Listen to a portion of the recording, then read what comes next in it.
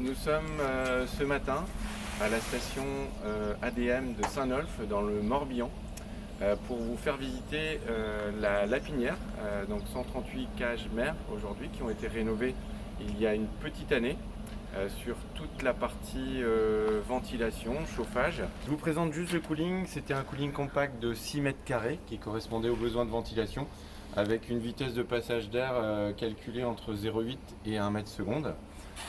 Si vous rentrez dans le local, vous allez voir comment est fait notre cooling. Donc c'est tout simplement du papier cartonné avec une piscine et deux petites pompes et des poires de niveau. Voilà, donc l'air rentre par ce biais-là et est refroidi. L'exemple de cet été. 36 degrés dehors, on n'a jamais dépassé 24-25 dans les salles d'élevage. Donc, derrière ce cooling, en fait, l'air va passer également à travers un filtre pré-filtre en fait, qu'on appelle G4, un filtre lavable qui pouvait être intéressant aussi parce qu'ici nous sommes sur une station d'essai et pour je dirais baisser un peu la pression microbienne sur l'élevage, nous avions fait le choix de rajouter après ce cooling un filtre G4. Voilà. Nous nous trouvons ici derrière le filtre G4, donc l'air entrant continue sa course et passe, je dirais, au-dessus, où nous allons être en amont des deux ventilateurs que nous verrons tout à l'heure dans la salle de production où nous allons passer maintenant.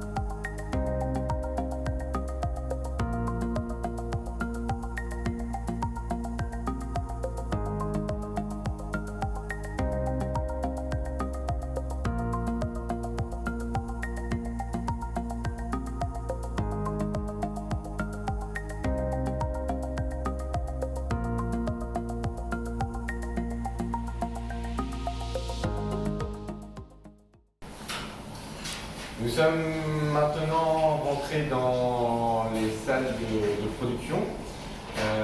Nous sommes dans le sas ici de préparation d'air avec deux ventilateurs Eco de diamètre 800 qui ont un débit nominal de 25 mm3 chacun et qui poussent en amont des deux chauffages gaz qui sont présents ici pour réchauffer l'air à l'entrée des salles. Nous sommes ici devant la RDS Connect, la régulation qui va piloter trois éléments dans le sas de préparation d'air. Donc en amont, ce qu'on a vu au début de la vidéo, c'est-à-dire le cooling, la petite pompe du cooling en fonction d'une température extérieure. Les deux ventilateurs Eco qui eux vont accélérer ou décélérer en fonction d'une dépression ou d'une surpression choisie dans le cas ici.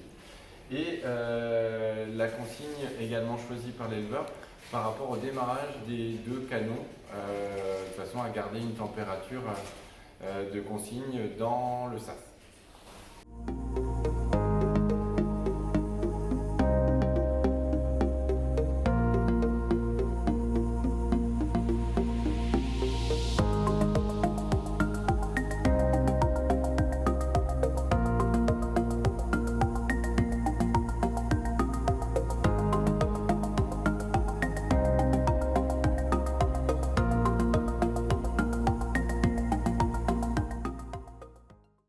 Donc nous sommes ici avec Stéphane Guégan, le responsable de la station depuis quelques années, et donc avec qui nous avons travaillé sur ce projet.